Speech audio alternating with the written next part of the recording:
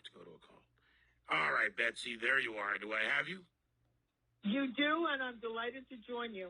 Great to have you back. How have you been? Very well, thank you. So let's dive in. I know the call dropped, so I'll do it in shorter form of what we're here to talk about, and then I want to get your thoughts on Tish. But you're the founder and chair, Committee to Reduce Infection Deaths. Everybody knows that now. And, of course, measles, bird flu, concerns about the spread, and your new book, The Next Pandemic. So let's dive right in, Betsy. Well, I'm going to dive right in with the most immediate and latest threat, which isn't even measles. That's not on the front page anymore. The real threat is something called Candida auris. Auris meaning ear, because the first case was discovered in the ear of a Japanese patient. But this fungus first was uncovered in the United States in 2016 in just a handful of hospitals, David, in New York and New Jersey. But because of the total neglect and incompetence of the CDC, I call it the Centers for Disaster and Confusion, because of their inability to cope with this, it is now in half the states in the United States. It's spreading very rapidly in hospitals. And here's the real concern. The mortality rate is 50%. What? Yes. Whoa, Betsy. I haven't heard of. I have not heard. I've heard of fungal ear infections, right? You know, it's not an ear infection. But it's not. But you're talking about something that started in the ear and has a mortality rate of 50%. It started. No, it's often a bloodstream infection, and that's when the mortality rate is the highest, even as high as 60%. I'm just saying the fungus was named Candida auris because the original case was discovered in someone's ear. This is an infection you contract in the hospital. But it was only in a few hospitals, a handful, in just New York and New Jersey. And because the CDC hid the problem, instead of identifying those hospitals and curbing the spread, it's now halfway across the United States. And, for example, there was an outbreak in a hospital in the Chicago area, and the CDC issued a report, right? But instead of naming the hospital, they just referred to it as Hospital A. Now, when a plane goes down, they don't say Carrier A, they say Delta, United Airlines, whatever it was. But they were hiding the identity of the hospital to protect its reputation and business instead of helping patients be informed. Now, this was in the neonatal intensive care unit. A baby died. 3 babies were very sick, right?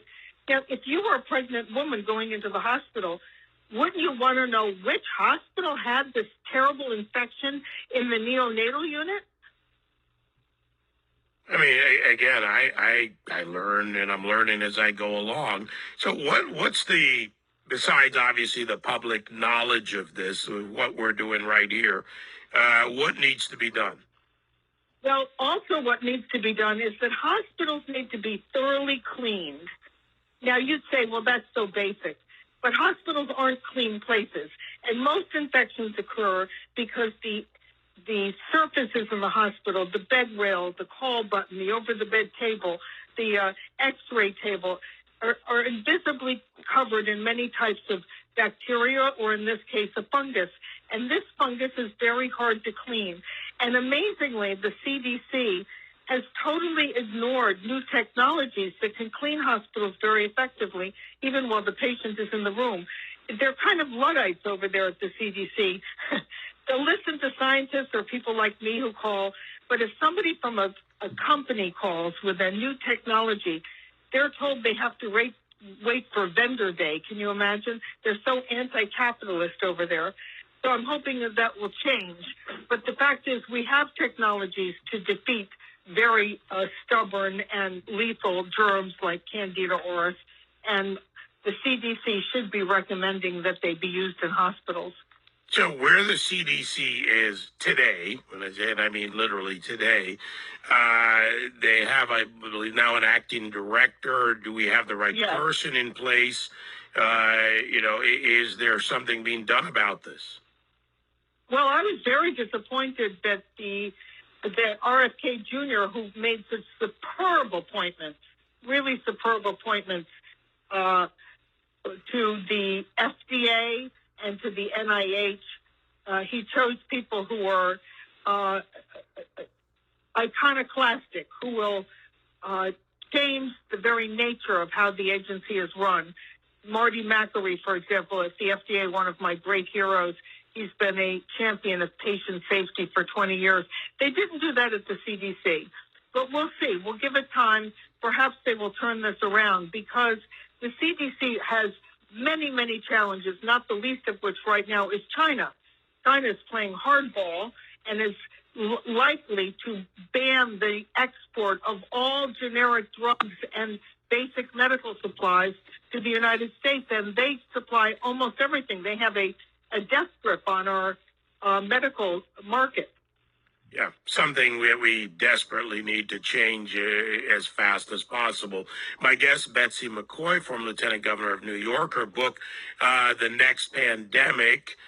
So let's dive into this because we see the resurgence in some form, sometimes small amounts, but still a resurgence of things that we had pretty much eradicated in our society. That includes measles, but common sense minus the scientific knowledge and expertise. If you import so many people unvetted medically, that's a key word for me, from all these different biomes and biological systems and areas where there aren't even inoculations against some of these things that we've eradicated. This was expected. Well, you're so right to say that, David. And in fact, when you look at the number of measles cases across the country, and they're still just in the hundreds, not in the thousands. That's why I brought up Candida auris, where we already have 4,514 cases. But when you look at the measles, it's a few hundred cases, and it's really not one cause. Part of it is a small number of people in West Texas who belong to a religious group that opposes vaccines. That's really the source of the outbreak in West Texas. It is a religious conviction not to take a vaccine. In Chicago, in New York, where the measles outbreaks are in congregate settings, mostly shelters, there the migration is a major factor because the young people coming from South America and Central America, some of them have been vaccinated, but not with the kind of effective vaccine offered in the United States.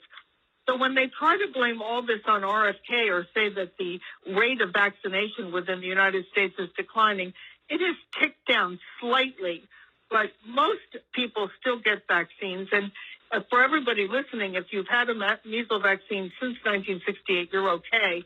If you're older and you got the vaccine before 1968, you may want to get a booster.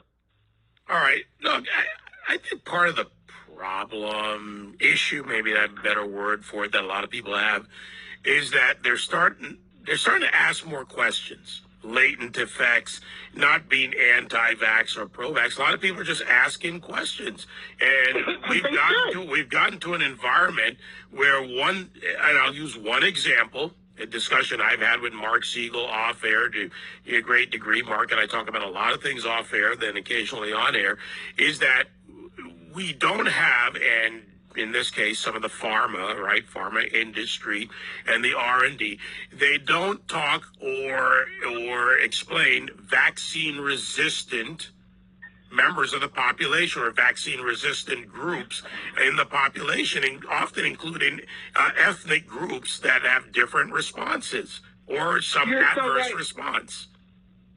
You're so right. And of course, the COVID vaccines, which were a whole different breed of vaccine, totally different from what we've ever experienced before, these mRNA vaccines, they were not tested thoroughly.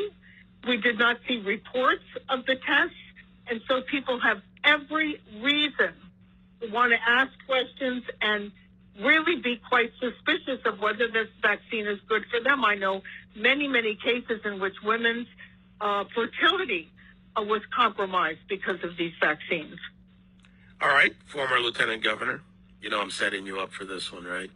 We've known each other long enough. New York. I'm in New York for the next week or so here. God, what have they done to our state? My former state. I'm now in Florida, which is the sixth borough.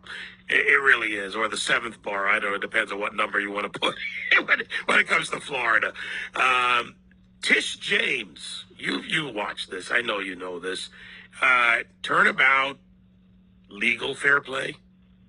Oh, yes, she's going to rue the day if she ever uttered those words, no one is above the law, because, in fact, she has clearly, if the news reports are accurate, she has clearly violated the law by lying on these applications for mortgages. And in her case, the lending institutions did lose money. In the case of Donald Trump, who was accused of overvaluing his properties, the bank said, not only didn't we lose money, we made a bundle of money and want to do more deals with him. But in her case, the lending institutions have a gripe. They lost money. They lent to her at a lower rate than they would have had she told the truth on the statements. I can't wait to see this one play out. Hold it. You were a lieutenant governor. That means you have an understanding of the laws in New York, and it's illegal to marry your father on paper in New York. I think that's illegal almost any place. But let me just add, when you look at the condition of New York, I launched an effort with Ray Kelly 6 months ago called Save Our City, New York City. But in fact, most of the problems in New York City are caused in Albany. That's where the decisions about tax rates, rent regulations, criminal justice laws, you name it, they're all made in Albany. And we need a governor who will make good decisions. I've actually considered this race myself because I remember what George Pataki and I did in 1994 when New York was again tanking. And we crisscrossed the state and brought New York back to real growth, real development, a real upward swing. You know, I really don't need another job or more work. I've got enough on my plate. Little known fun fact about me, I once ran the New York Housing Vacancy Survey for the Bureau. Really? Yeah, maybe we should talk, Betsy. You know, you have my number. You know where to find me. I've got some input and insight. All right, my friend. It's good to talk to you. And kudos on the new book. It's so good to talk to you. Let's stay in touch. You got it. Betsy McCaughey. And New York is going to bounce back. It has to. It better. Oh, man, it better. I testified against Spitzer. We took him down on driver's licenses for illegals. Cuomo brought it right back. I mean, it's a cycle. It's a fight. It is a fight. Anyway, kudos on the book. New York is really ready to go red. New York is ready because New York wants growth. New York wants freedom. New York wants good education. And most importantly, they want safe streets. It's terrible what's happening here. Yeah, absolutely. Love my city. A lot of friends in the state, a lot of family. Betsy, nice talking to you again. We'll talk soon. Bye. The Next Pandemic by Betsy McCaughey, Dr. Betsy McCaughey, PhD. All right, quick break, 866-95-PATRIOT, 957-2874. Then we'll wrap up today's show. Tomorrow morning begins a day of radio and TV broadcast